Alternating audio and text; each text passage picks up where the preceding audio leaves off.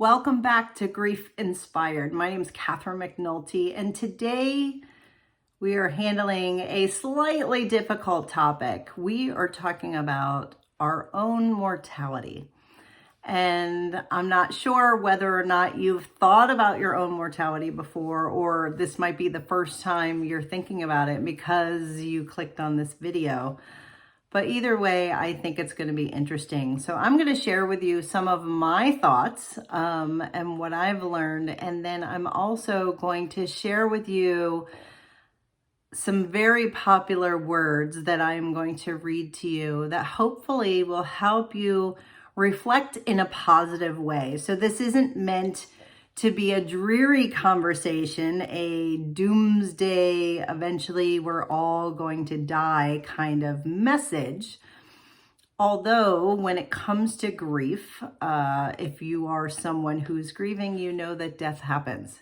And the reality is, and it's sometimes we don't want to face it, but the reality is that we all are going to die at one point, even ourselves. And so I think it's useful to take a moment and to think about our own mortality.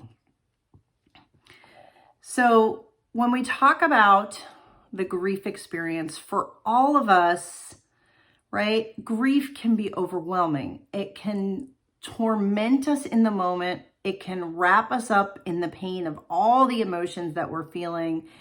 And we're wishing for what we miss, and we're saddened by what we know we are never going to have again. And so we think back on past memories that we replay over and over in our minds of our loved ones, the things we did with them, places we went, the times that we spent together. And when we go back in time and replay these events, right, we're reminded that we would give anything for one more hug, one more kiss, one more conversation with the person that we're missing. And then sometimes we go to the future and we think about all of the things that we long for, the things we will never get to do with them again, the things that really have been taken from us. And so we can look backward and we can look forward. But when we spend time doing that as we grieve, what it's doing is it's taking us out of the very, what we call the precious present moment. And so we're not paying attention to the moment that indeed is so very precious. And if you were fortunate enough to be with your loved one, to say goodbye, there is nothing more precious than that time. And there was that present moment that you had with them. So the point of it is that grief can take us out of the present. And the thing about grief that I always teach as well is that grief can teach us things, and that there's lessons that if we're looking for them, they're lessons that we can use to inform our life moving forward. And one of those lessons is the fact that we realize that we ourselves are going to die. And so that can be painful. It can be painful to confront the fact that we aren't going to live forever, that our time is finite. And even a little bit more scary is that, we just don't know. We don't know how long we have to live. And any one of us watching this video right now, or even myself, something could happen. And tomorrow morning, when the rest of the world awakes, we might not be here. Now, that's a bit of a sobering thought, and it's something that not a lot of people want to look at.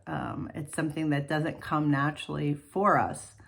But I think if we take the time to look at it, and I've once had somebody tell me to think about your funeral, to think about when you're there. What will people say about you? What will people remember that you've done good or bad? And what will the conversation be? And will you indeed be missed? And so I think it's a good exercise to reflect on. And so I want to encourage you, to just think about it now, to maybe journal about it, to just spend some time potentially, in quiet thought or in meditation on what is the life that you have now, and what does that mean? And what does it mean to you? What does it mean to the people that are still in your life? And what did it mean to the person that is no longer with you? So when I was talking about looking in the past or looking to the future, one of the things that it does is it takes us out of what I mentioned as the precious present moment. And that moment is indeed precious. And I think that in this day and age, with everyone being so busy and having so much stimulation from social media, from TV, from videos, it's just coming at us from every angle faster than ever. And for me personally, it's become a bit overwhelming. And so I do what I can to limit some of that so that there's not so much coming at me at a time. But then it's also a practice for myself to spend time in this precious present moment and to remind myself, this is a moment that I don't want to miss. And what I find is that it's easy to say, well, we want to be present for our children's wedding, or we want to be present when, someone graduates from college. We want to be present when our spouse is having something very important happening in their life. There are these times when we want to be present. But the question is, are we? And then can we also be present in the little moments, in the things that you miss about the person that you have lost, but that you still have with the rest of the people in your life? And so it's taking time to be in the present moment. And it is, like I said, it is a practice. It is something that I work on. I've been working on a lot lately. And that's where this topic kind of came up for me, because I'm doing some things that are completely independent from what, I normally talk about here with all of you in the rest of my life. But there's times when what I'm doing now really draws in and relates back to the grief experience that I have gone through after losing my son.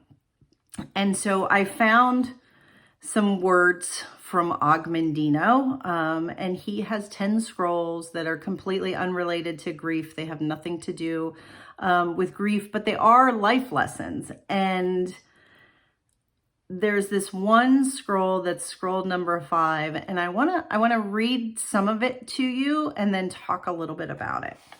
So scroll number 5 from Og Mandino is, I will live this day as if it is my last. So we're talking about mortality, and we're talking about living in the present. So if we say to ourselves, I will live this day as if it is my last.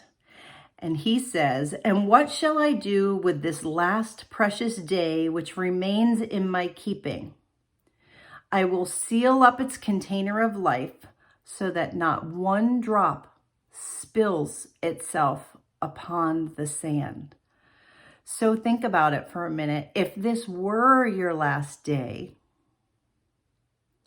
would you be sealing up this container of life and not letting one drop spill? Would you be fully in the present moment? And he goes on and says, I will live this day as if it is my last. This day is all I have, and these hours are now my eternity. I greet this sunrise with cries of joy as a prisoner who is reprieved from death. Meaning every morning when we wake up, we have survived another day and we get to live another day. A day that your loved one doesn't have. And that's, right? And he says, I lift mine arms with thanks for this priceless gift of a new day. So too, I will beat upon my heart with gratitude as I consider all who greeted yesterday's sunrise, who are no longer with the living today. So again, when we talk about mortality happens to everyone, right? We all are going to die. So every day, there are a whole bunch of people that don't wake up, that had woken up the day before. I am indeed fortunate, and today's hours are but a bonus undeserved. Why have I been allowed to live this extra day when others, far better than I, have departed? It's an interesting question, isn't it? Why do you get to live? We did another video on survivor's guilt. Why did your loved one die seemingly senselessly and you're here? Do we know the answer to that question? Is it that they have accomplished their purpose while mine is yet to be achieved? Is this another opportunity for me to become the one I know I can be? Is there a purpose in nature? Is this my day to excel? If we get another day, every morning when we rise and we have another day, are we making the most of it? Are we living in the present? Are we telling the people that we love how much we love them? Are we hugging our children tight? Are we appreciating the things that we have and the world that we get to live in another day? These are the things that Og Mandino suggests and the things that I've been reflecting on in my own life. And lastly, he says, I will live this day as if it is my last. This day I will make the best day of my life. This day I will drink every minute to its full. I will savor its taste and give thanks. I will make every hour count, and each minute I will trade only for something of value. Are we using the time that we have wisely? Are we doing the things that we want to do that really are impactful? The things that when we look back on our life, we can be proud and say, I've accomplished this, and this is who I am, and these are the lives that I've touched, and these are the people who are important to me, and these are the things that are really the important ones. Because the reality is, there's a lot of life and there's a lot of time that we spend doing things that just aren't as meaningful as they could be. And I think that one of the lessons that we should all learn out of grief is that when we look at our own mortality, life is finite. Our lives on this earth are finite, and we don't know how long we have. And so we have an obligation to, one, to know that, two, to acknowledge it, and then three, to do something about it. And I'm going to leave you with this. And this is how he ends scroll number 5. He says, I will live this day as if it is my last.